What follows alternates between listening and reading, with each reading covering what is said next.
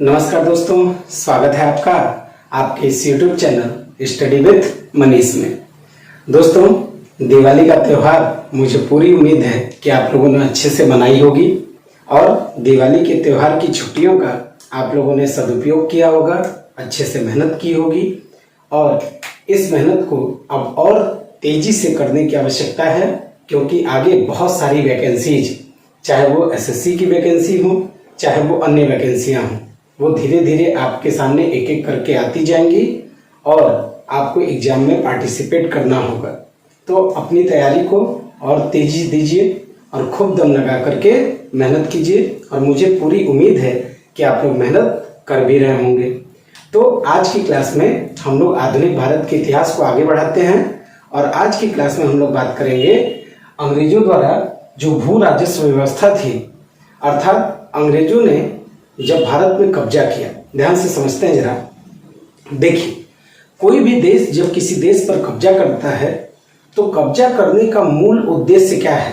कब्जा करने का मूल उद्देश्य है उस देश से अधिक मात्रा में पैसा कमाना। अब इंग्लैंड भारत आते हैं, ब्रिटिश के निवासी अर्थात अंग्रेज भारत आते हैं और भारत में आकर भारत को जीतते हैं, भारत को रौंद डालते हैं और रौंद करके भारत के बहुत सारे क्षेत्रों पर कब्जा कर लेते हैं। अब उनके कब्जा करने के पीछे कारण क्या है? क्या वो भारत में कोई प्रशासनिक सुधार करना चाहते हैं?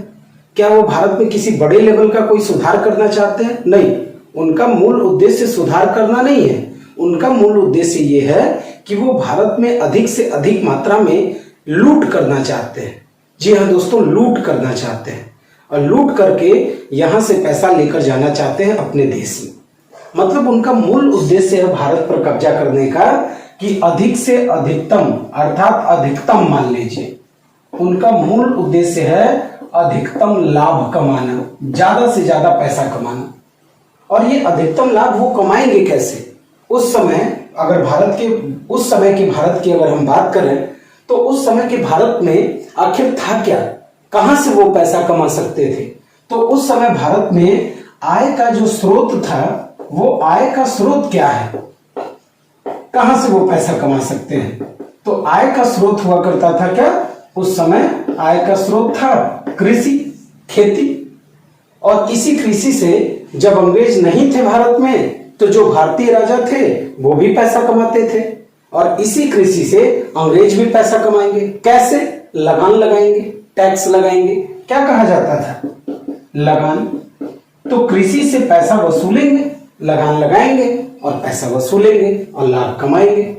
भारतीय राजा भी करते थे और अंग्रेज भी किए, लेकिन भारतीय राजाओं के करने में और अंग्रेजों के करने में जमीन आसमान का अंतर है। भारतीय राजा जो टैक्स वसूलते थे, वो भारतीय राजा चूंकि भारतीय लोगों के सुख दुख के साथी हुआ करते थे।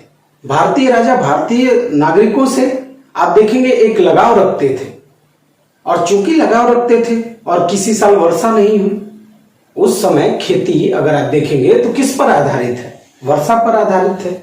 सिंचाई की उत्तम व्यवस्था है नहीं आज की तरह। तो उस समय लोग क्या हैं? वर्षा पर आधारित है, खेती वर्षा पर आधारित है। वर्षा हुई तो खेती होगी, वर्षा नहीं हुई तो खेती नहीं हुई। तो क्या करें? तो लगान भारतीय राजा माफ कर देते थे, कोई बात नहीं। लेकिन अंग्रेजों का किसी भी तरह का लगाव भारतीय नागरिकों से नहीं है। वो तो आए ही हैं लूटपाट करने, तो उनसे मतलब नहीं है कि खेती हुई नहीं हुई, वर्षा हुई नहीं हुई। उनको क्या चाहिए? उनको चाहिए अधिकतम लाभ, अधिकतम लगान की दर। और इसके लिए वो क्या करेंगे? भू राजस्व व्यवस्था अपनाएंगे। और अंग्रेजों ने भारत में समय समय पर आप देखेंगे तो 3 तरह की व्यवस्थाएं लागू की। जरा ध्यान से देखिएगा। अंग्रेजों ने समय समय पर भारत में भू राजस्व वसूलने के लिए, भूमि से राजस्व वसूलने के लिए 3 तरह की व्यवस्थाएं समय समय पर लागू की हैं। एक व्यवस्था का नाम था स्थायी बंदोबस्त, स्थायी बंदोबस्त। एक व्यवस्था का नाम था रैयतवाड़ी व्यवस्था, रैयतवाड़ी व्यवस्था। और एक व्यवस्था हुआ करती थी जिसे वो लोग कहा करते थे महालवाड़ी व्यवस्था, महालवाड़ी व्यवस्था। जरा ध्यान से सुनिएगा, गौर करिएगा। अंग्रेजों ने समय समय पर भारत में भारतीयों से अधिकतम लाभ कमाने के लिए 3 तरह की व्यवस्थाएं लागू की, जो कृषि से संबंधित थी, कृषि से टैक्स लेने के लिए संबंधित थी, और वो व्यवस्था थी स्थायी बंदोबस्त, रैयतवाड़ी व्यवस्था और महालवाड़ी व्यवस्था। और इन्हीं व्यवस्थाओं के तहत अंग्रेजों ने भारत में जमीन पर टैक्स लगाना शुरू किया, भूमि पर टैक्स लगाना शुरू किया, जब भारत पर इन लोगों ने कब्जा कर लिया। और देखेंगे आप, इन व्यवस्थाओं के द्वारा किसानों का अधिकतम शोषण करेंगे अंग्रेज, अधिकतम शोषण, यहां तक कि इतना भयानक शोषण किया जाएगा कि 1770 के दशक में बंगाल में भयानक अकाल पड़ेगा और लगभग बंगाल की 1/3 आबादी मृत्यु के घाट उतार दी जाएगी भूख और प्यास के कारण। सोच के देखिए, जो भारत अनाज का ढेर हुआ करता था, इतना अनाज उगता था कि लोग खा नहीं पाते थे, उस भारत में अकाल पड़ने लगा। किस कारण से? अंग्रेजों की लूट के कारण से, अंग्रेजों की गलत नीतियों के कारण से। लेकिन अंग्रेज आए किस लिए हैं? उनका तो मूल उद्देश्य ही है लाभ कमाना, और वो कमाएंगे। तो आइए जरा देखते हैं कि किन परिस्थितियों में अंग्रेजों ने भारत में ये व्यवस्थाएं लागू की और किन परिस्थितियों में अंग्रेजों को ये व्यवस्थाएं भारत में लागू करनी पड़ी। आइए जरा बात करते हैं उनके बारे में। तो देखिए, अंग्रेजों को मौका कहां से मिला ये राजस्व वसूलने का, आरंभ कहां से हुआ राजस्व वसूलने का, जरा इसकी बात कर लेते हैं। और अगर इसकी बात करेंगे हम लोग तो थोड़ा सा हमें पीछे जाना पड़ेगा इतिहास में। और इतिहास में जब आप पीछे जाएंगे तो सबसे पहले आपको चर्चा करनी पड़ेगी किसकी? सबसे पहले चर्चा करनी पड़ेगी आपको बंगाल की। और आपको पता है कि अंग्रेजों ने बंगाल पर कब्जा करने के लिए या बंगाल की राजनीतिक गतिविधियों को परिवर्तित करने के लिए बंगाल में एक युद्ध लड़ा था, जिस युद्ध को आप लोग कहते हैं प्लासी का युद्ध। प्लासी का युद्ध। और ये प्लासी का युद्ध हुआ था 1757 ईस्वी में। तो हुआ क्या? प्लासी के युद्ध से हुआ क्या?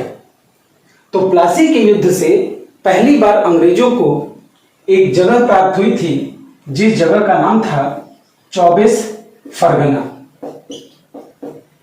और इस 24 फरगना की जमींदारी मिली थी अंग्रेजों को। जमींदारी का मतलब होता है टैक्स वसूलने का अधिकार। पहली बार प्लासी के युद्ध से 24 परगना, एक जगह का नाम है 24 परगना, और इस 24 परगना की जमींदारी मिल गई किसको? अंग्रेजों को। और यहां से पहली बार अंग्रेजों ने क्या किया? टैक्स वसूला।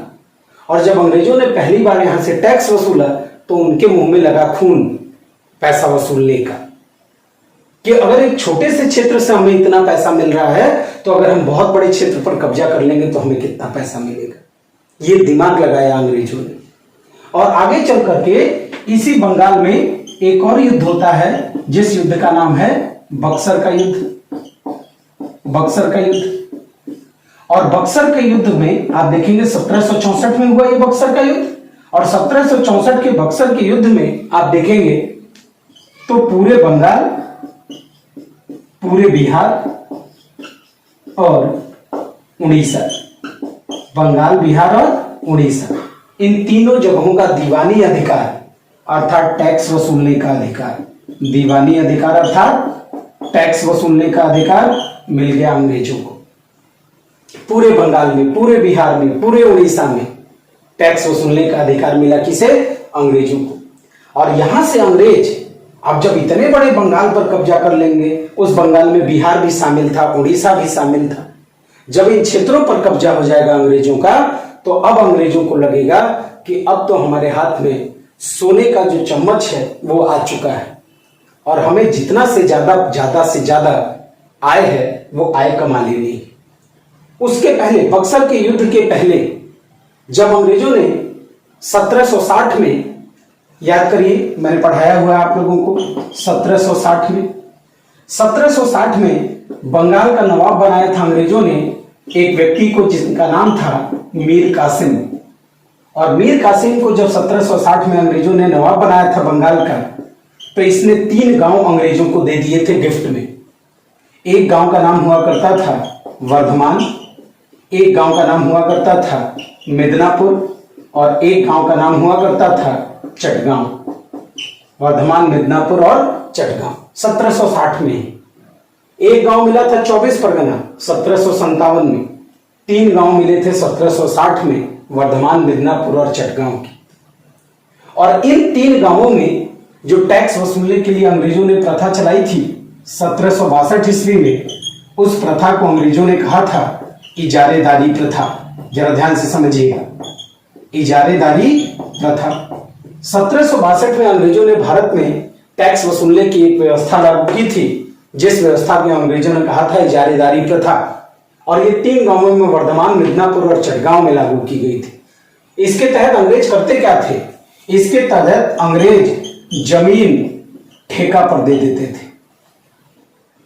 3 साल का ठेका दिया जाता था उस समय के लोगों को, जो भी चाहता था इजारेदारी प्रथा के तहत भारत में कि हम टैक्स वसूल करके ले आएंगे और आपको देंगे। और इसके लिए अंग्रेजों ने दीवान नियुक्त किया था, दीवान। और इन्हीं दीवान लोगों से क्या वसूलवाते थे अंग्रेज? इन्हीं दीवान लोग, ये दीवान भारतीय होते थे। इन्हीं भारतीयों से अंग्रेज क्या करवाते थे? टैक्स वसूलवाते थे इजारेदारी प्रथा के तहत। इसी को ठेकेदारी प्रथा भी कहा जाता था कि 3 साल का ठेका दे दिया, आप इन जगहों से टैक्स वसूलिए और टैक्स वसूल करके लाके किसको दे दीजिए? अंग्रेजों को दे दीजिए। सोचिए, एक भारतीय को। और इसके बाद देखेंगे जब 1764 में बंगाल, बिहार और उड़ीसा का जब पूरा का पूरा अधिकार मिल गया, दीवानी अधिकार, तो अंग्रेजों के हाथों में मान के चलिए वो सोने का मुकुट जो था भारत का, वो पहुंच गया। क्यों? क्योंकि उनको एक बहुत बड़ा क्षेत्र मिल गया टैक्स वसूलने के लिए। और इसके तहत वो करेंगे क्या? यही आता है नाम रॉबर्ट क्लाइव का। और यही रॉबर्ट क्लाइव आप देखेंगे तो ये आप देखिए, जब बंगाल, बिहार और उड़ीसा का दीवानी अधिकार मिला अंग्रेजों को, तो यहां पर नाम आता है किसका? रॉबर्ट क्लाइव का। और ये रॉबर्ट क्लाइव करता क्या है? तो ये रॉबर्ट क्लाइव बंगाल में, मैंने आप लोग को पढ़ाया हुआ है, एक प्रक्रिया शुरू करता है जिसको कहते हैं द्वैत शासन। द्वैत शासन। और द्वैत शासन के तहत बंगाल में भयानक लूट जिसको कहते हैं, आरंभ की जाती है। और ये लूट लगातार चलती रहेगी 1772 ईस्वी तक। और इसी कारण आप देखेंगे, अच्छा होता क्या था द्वैत शासन में? द्वैत शासन में पहली बार नायब दीवान नियुक्त किया गया 2 व्यक्तियों को। एक का नाम था मोहम्मद रजा खान और एक का नाम था सिताब राय। सिताब राय और मोहम्मद रजा खान, लिख देता हूं यहां पे, ध्यान से समझिएगा। एक व्यक्ति थे जिनका नाम था सिताब राय और दूसरे व्यक्ति थे रजा खान। सिताब राय और रजा खान। सिताब राय और रजा खान को दीवान नियुक्त किया गया कहां का? बंगाल, बिहार और उड़ीसा का। और इन लोग का काम क्या था? इन लोग का काम था टैक्स वसूलना। टैक्स वसूलना। और टैक्स वसूल करके लाकर के किसे दे देना? अंग्रेजों को दे देना। सिताब राय और रजा खां को भी वही 3-3 साल का ठेका दिया गया। और इनसे भी कहा गया कि आपके पास सारी जमीन आपकी रहेगी और आपको भी क्या 3 साल का ठेका दिया जाता है। और आप क्या करिए? टैक्स वसूलिए और टैक्स वसूल करके ले जाके किसे दे दीजिए? अंग्रेजों को दे दीजिए। और ये व्यवस्था कब तक चलेगी? तो ये व्यवस्था 1772 ईस्वी तक चलती रहेगी, यही इजारेदारी प्रथा। लेकिन 1772 ईस्वी में भारत में एक व्यक्ति आता है जिस व्यक्ति का नाम है वॉरेन हेस्टिंग्स। जरा ध्यान से समझिएगा, वॉरेन हेस्टिंग्स। और ये वॉरेन हेस्टिंग्स जब भारत आता है तो ये देखता क्या है? देखता ये है कि इतने बड़े क्षेत्र पर हमने कब्जा किया है, लेकिन राजस्व की दरें भाई साहब को कम लग रही हैं। इतना लूट लिए, बंगाल में अकाल पड़ गया 1770 में, 30 लाख लोग मारे गए, और ये भाई साहब को, इन भाई साहब को टैक्स में कम लग रहा है। लीजिए जरा, टैक्स कम कर रहे हैं, बहुत कम पैसा आ रहा है, टैक्स कम लग रहा है। तो करेंगे क्या? ये आएंगे तो ये कहेंगे दीवान का पद समाप्त। दीवान का पद क्या कर देंगे? समाप्त कर देंगे। कहेंगे अब से दीवान वान नहीं रहेगा कोई भी, और कोई भी भारतीय दीवान नहीं बनाया जाएगा। अब ये क्या चाह रहे हैं? ये चाह रहे हैं अंग्रेज स्वयं टैक्स वसूलें, स्वयं कर की वसूली करें। स्वयं टैक्स वसूलना चाहते हैं कौन? Warren Hastings. और इसके लिए करेंगे क्या? एक रेवेन्यू बोर्ड की स्थापना करेंगे। Revenue board, revenue board, tax वसूलने वाला बोर्ड, रेवेन्यू बोर्ड बनाएंगे और बोलेंगे कि अब ये बोर्ड का काम होगा क्या वसूलने का? टैक्स वसूलने का। और क्या करेंगे भाई साहब? यही वॉरेन हेस्टिंग्स भारत में आप देखेंगे आगे चल करके 1772 ईस्वी के आसपास ही एक व्यवस्था शुरू करेंगे जिसको कहते हैं पंचशाला व्यवस्था। पंचशाला व्यवस्था, पंचशाला व्यवस्था, यही पंचशाला व्यवस्था। मूलतः ये इजारेदारी प्रथा ही है। पहले जमीन 3 साल के ठेके पर, अब ये क्या करें? 5 साल तक वसूल करिए, 5 सालों तक, 1772 में। लेकिन ये व्यवस्था काम नहीं आएगी। आगे चल के क्या करेंगे? यही भाई साहब 1777 में एक साला व्यवस्था ले आएंगे, एक वर्षीय व्यवस्था, एक वर्षीय व्यवस्था 1777 में टैक्स वसूलने के लिए कि भैया हम 1 वर्ष के लिए अब जमीन ठेके पर देंगे। 1 वर्षीय व्यवस्था किसको दे रहे हैं? आप कोई और नहीं, स्वयं अंग्रेज। और जाकर के एक साल पर जो टैक्स वसूल रहे हैं वहां से, जमीन से। लेकिन इनको अभी भी मजा नहीं आ रहा है भाई साहब को, क्योंकि इनको लग रहा है कि अभी भी टैक्स की दरें क्या हैं? कम है। हमको टैक्स उतना नहीं मिल पा रहा है जितना मिलना चाहिए। क्या करें? इनके बाद आप देखेंगे 1786 ईस्वी में लॉर्ड कॉर्नवालिस भारत आता है। जरा समझिएगा ध्यान से। 1786 ईस्वी में, जरा समझिएगा बच्चों, 1786 ईस्वी में लॉर्ड कॉर्नवालिस भारत आता है। और जब लॉर्ड कॉर्नवालिस भारत आता है तो उसी लॉर्ड कॉर्नवालिस ने भारत में एक व्यवस्था लागू की थी जिसे आप लोग स्थायी बंदोबस्त के नाम से जानते हैं। ध्यान से समझिएगा। बात करेंगे हम लोग किसकी? स्थायी बंदोबस्त की। स्थायी बंदोबस्त, जो पहली व्यवस्था लागू की गई थी। स्थायी बंदोबस्त को इस्तमरारी व्यवस्था कहते हैं। इस्तमरारी व्यवस्था भी कहते हैं, या इसी का एक और नाम है क्या? इसी को जमींदारी व्यवस्था भी कहते हैं। जमींदारी व्यवस्था, या इसी को अनुपस्थित जमींदारी भी कहते हैं। अनुपस्थित जमींदारी व्यवस्था, ये सारे नाम इसी व्यवस्था के हैं। या अंग्रेजी में इसी को परमानेंट सेटलमेंट कहते हैं। स्थायी बंदोबस्त को परमानेंट सेटलमेंट। तो पहला सवाल, ये व्यवस्था जो है, ये व्यवस्था भारत में लागू किसने की? स्थायी बंदोबस्त। देखो 1786 ईस्वी में लॉर्ड कॉर्नवालिस ये भारत आता है। कॉर्नवालिस 1786 ईस्वी। इसके समय में जो रेवेन्यू बोर्ड बनाया गया था, रेवेन्यू बोर्ड, उस रेवेन्यू बोर्ड के अध्यक्ष थे एक व्यक्ति जिनका नाम था सर जॉन सोर।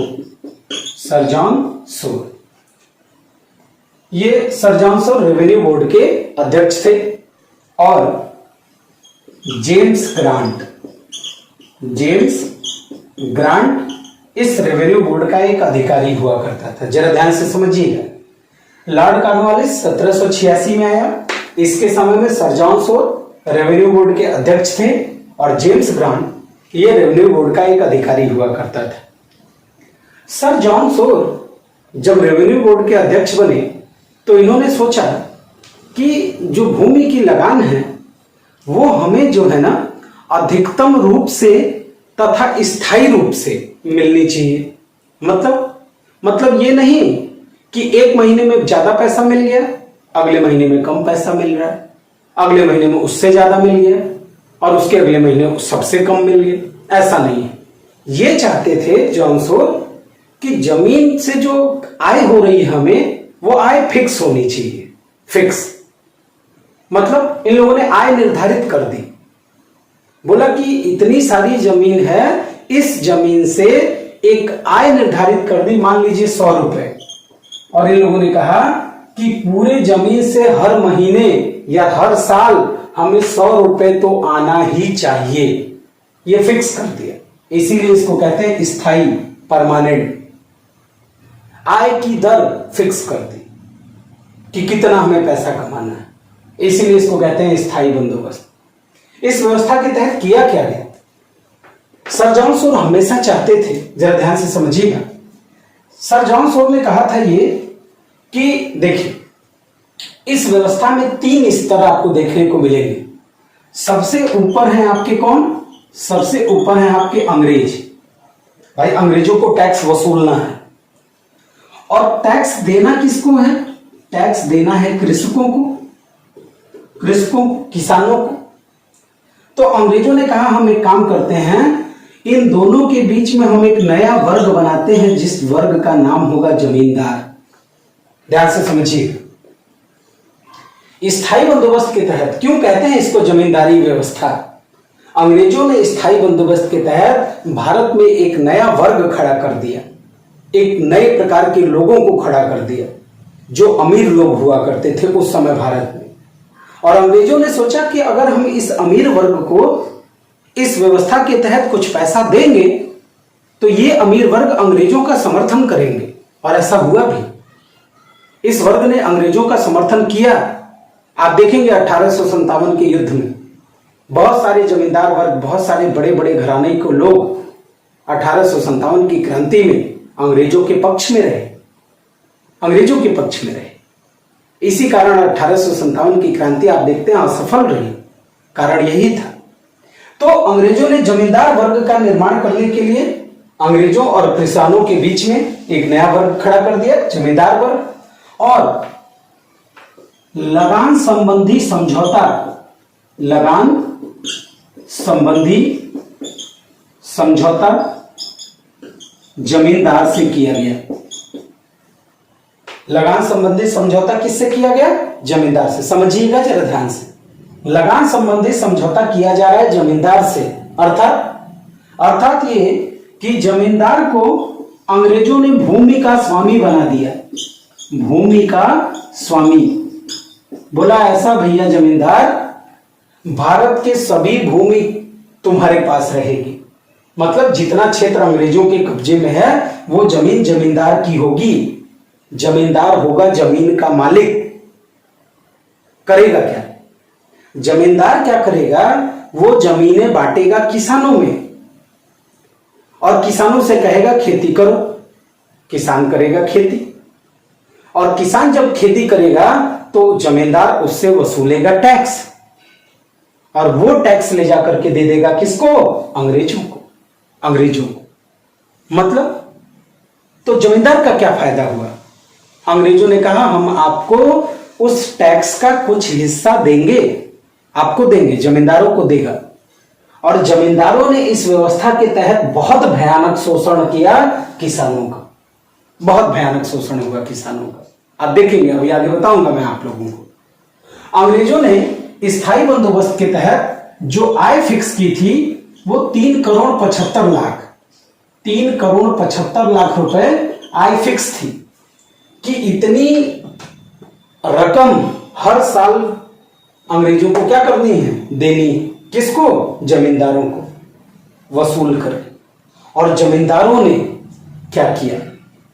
जमींदारों की बात करें दोस्तों, तो जमींदारों ने 3 करोड़ तो छोड़िए, 13 करोड़ रुपए की उगाही की। 13 करोड़ रुपए। सोच के देखिए कितना भयानक शोषण हुआ होगा किसानों का इस व्यवस्था के तहत। बहुत भयानक शोषण। अगर किसी साल खेती नहीं हुई, वर्षा नहीं हुई और फसल नहीं होगी तो भी किसानों को देना पड़ता था कर। ये आलम था उस समय भारत में। खैर, तो याद रखिएगा कि जमीन संबंधी, भूमि संबंधी समझौता किससे किया गया था? तो याद रखिएगा जमींदार से। किस व्यवस्था में? स्थायी बंदोबस्त में। किसने लागू किया? लॉर्ड कॉर्नवालिस ने। कब लागू किया? तो याद रखिएगा 1793 में। 1793 में स्थायी बंदोबस्त को लागू किया गया था लॉर्ड कॉर्नवालिस के द्वारा। कब लागू किया गया था? 1793 में। आया कब था लॉर्ड कॉर्नवालिस? 1786। स्थायी बंदोबस्त कब लागू किया? 1793 में। किसको जमीन का मालिक बनाया गया? जमींदार को। लगान संबंधी समझौता किससे साथ किया गया? जमींदार के साथ। यहां तक देखा जाए कि चारागाह, गायों को चराने के लिए चारागाह, बंजर जमीन, तालाब, कुएं, ये सब कुछ किसके अंडर में कर दिए गए? ये सब कुछ जमींदार के अंडर में कर, सब कुछ जमींदार के अंडर में। अगर आप गाय चराने जाते हैं तो भी आपको क्या देना है? टैक्स देना है। अगर आप कुएं से पानी निकाल रहे हैं तो भी टैक्स देना है। परती भूमि का प्रयोग कर रहे हैं, बंजर जमीन का प्रयोग कर रहे हैं तो भी आपको क्या देना है? टैक्स देना है। ये व्यवस्था थी अंग्रेजों में। ठीक, अगला सवाल आपसे पूछता है कि बताइए जरा, ये जो स्थायी बंदोबस्त है, ये स्थायी बंदोबस्त भारत में कहां कहां लागू किया गया था, या भारत के कितने प्रतिशत क्षेत्रों पर स्थायी बंदोबस्त को लागू किया गया था? जरा देखते हैं, उनकी बात भी कर लेते हैं। देखिए, स्थायी बंदोबस्त की अगर बात करें तो ये स्थायी बंदोबस्त कुल भारत के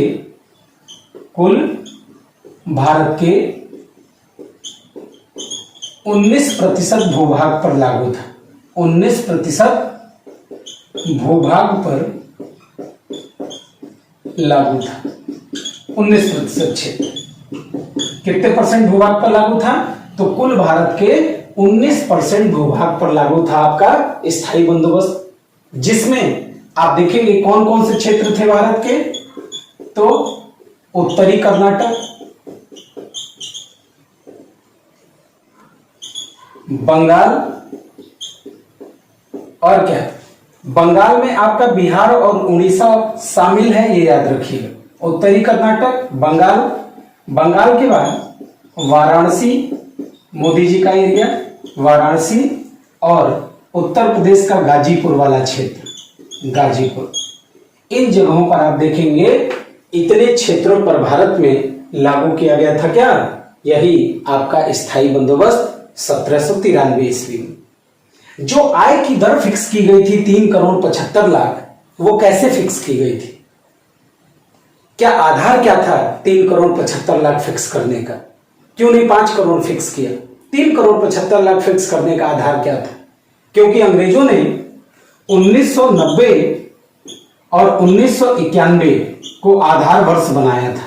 1990 और 91 को आधार वर्ष बनाया था, और 1990-91 के दौरान लगभग 3.5 करोड़ रुपए टैक्स वसूला था अंग्रेजों ने। इसीलिए इसी 1990-91 को अंग्रेजों ने आधार वर्ष माना, और इसको आधार वर्ष मान करके टैक्स फिक्स कर दिया 3,75,00,000 रुपए। बोला हमको इतना पैसा साल में चाहिए ही चाहिए, अब चाहे जमींदार जहां से मन करे वहां से वसूल करके दें। ये जमींदारों का उत्तरदायित्व है, अंग्रेजों का नहीं। दूसरी चीज, अंग्रेजों ने कहा कुल टैक्स का 10/11 हिस्सा अंग्रेज रखेंगे। कुल टैक्स का 10/11 हिस्सा किसके पास रहेगा? अंग्रेजों के पास रहेगा, और 1/11 हिस्सा जमींदार को जाएगा। जमींदार, तो जमींदार अंग्रेजों से 1/11 हिस्सा तो लेते ही थे, साथ में 13 करोड़ रुपया वसूला किसानों से, एक्स्ट्रा फायदा। इसलिए किसानों का अत्यधिक शोषण हुआ, आप देखेंगे इस व्यवस्था के तहत। और क्या है इस व्यवस्था में? आप देखेंगे अंग्रेजों ने 1794 में एक सूर्यास्त कानून लाया था। सूर्यास्त कानून 1794 स्थायी बंदोबस्त के तहत 1794 में अंग्रेज एक सूर्यास्त कानून ले आएंगे, और सूर्यास्त कानून ला करके अंग्रेज कहेंगे क्या होगा इस कानून में, क्या है ये कानून? तो अंग्रेज कहेंगे कि कोई भी जमींदार अगर किसी निश्चित तिथि के सूर्यास्त तक टैक्स का पैसा ला करके अंग्रेजों को जमा नहीं करेंगे तो उनकी जमींदारी नीलाम कर दी जाएगी, किसी और को बेच दी जाएगी। ये था सूर्यास्त कानून। मतलब अगर आप भारतीय जमींदार हैं और आपने जमींदारी व्यवस्था के तहत कार्य कर रहे हैं तो एक डेट फिक्स है, उस डेट को ले जाके आपको क्या करना है? टैक्स जमा कर देना है। और नहीं किए तो आपकी जमींदारी गई सेल किसी और जमींदार को। याद रखिएगा सूर्यास्त कानून। अच्छा, इस व्यवस्था के तहत सबसे बड़ी समस्या क्या है अगर मैं आपको बताऊं तो देखिए जरा, अंग्रेजों ने एक जमींदार को पकड़ा और उसको एक बड़े क्षेत्र का जमींदार बना दिया। अब ये जमींदार के पास लाखों हेक्टेयर जमीन है जहां से उसको टैक्स वसूलना है। तो ये भाई साहब अकेले तो काम कर नहीं पाएंगे। इन्होंने क्या किया, अपने नीचे 2 जमींदार अपने से छोटे नियुक्त कर दिए कि भाई साहब आप दोनों लोग क्या करेंगे, जाएंगे टैक्स वसूलेंगे, हमको देंगे। ये भाई साहब भी लोग बड़े बड़े जमींदार, छोटे मोटे नहीं, इनके पास भी हजारों हेक्टेयर जमीन। तो ये क्या किए, इनने अपने नीचे 2 नियुक्त कर दिया और इनसे कहा भाई अब तुम लोग टैक्स वसूलना।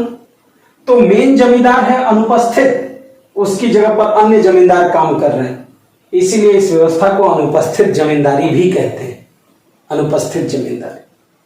अच्छा जी, शोषण कैसे हुआ किसानों का? अंग्रेजों ने कहा 3 करोड़ 75 लाख, इन्होंने कहा भैया 4 करोड़, इन लोगों ने इसको बना लिया 5 करोड़, इनने बना दिया 6 करोड़, इनके नीचे जो थे 7 करोड़ 8 करोड़ 9 करोड़ 13 करोड़ 13 करोड़ रुपया आप देखेंगे स्थायी बंदोबस्त के तहत वसूला गया किसानों से।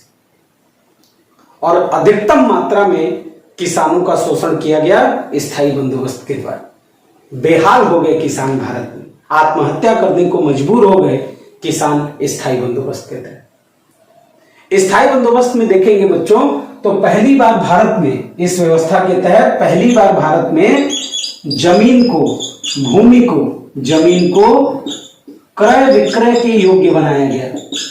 क्रय विक्रय के योग्य बनाया गया मतलब पहली बार भारत में जमीनों को खरीदा और बेचा जाने लगा। अगर कोई जमींदार नहीं दे पा रहा है टैक्स तो अंग्रेज क्या करते थे, उसकी जमीन किसी और को बेच देते थे। First time ever in the history जमीन को खरीदने और बेचने के योग्य बनाया गया स्थायी बंदोबस्त के द्वारा, परमानेंट सेटलमेंट के द्वारा। तो फिर क्या कारण रहा कि अंग्रेजों ने भारत में अन्य व्यवस्थाएं लागू की?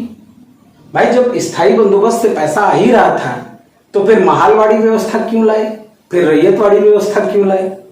क्योंकि अंग्रेजों को आगे चलकर यह लगने लगा कि यार आय की दर तो फिक्स हो गई है, और ज्यादा अगर हमें पैसा कमाना हो तो हम कैसे कमाएंगे, ये भी कम लग रहा था इन लोगों को। इन्होंने सोचा अब पैसा अगर ज्यादा बढ़ा के कमाना हो तो कैसे कमाएंगे, यहां तो रेट फिक्स हो गया है। तो इसीलिए फिर आगे चल के रैयतवाड़ी ले आएंगे, फिर महालवाड़ी व्यवस्था लेके आएंगे। ये जमींदारी व्यवस्था कब समाप्त की गई भारत में? आप देखेंगे आजादी के बाद 1950 में जमींदारी उन्मूलन कार्यक्रम चलाया गया और तब जाकर के इन जमींदारों को भारत से समाप्त किया गया था 1950 में। और तब तक ये व्यवस्था आप देखेंगे ऐसे की ऐसे चलती रहेगी। तो चलिए दोस्तों, मुझे पूरी उम्मीद है आज की क्लास की चीजें आपको समझ में आई होंगी। मिलते हैं आपसे एक और बेहतर क्लास में, तब तक के लिए धन्यवाद। जय हिंद।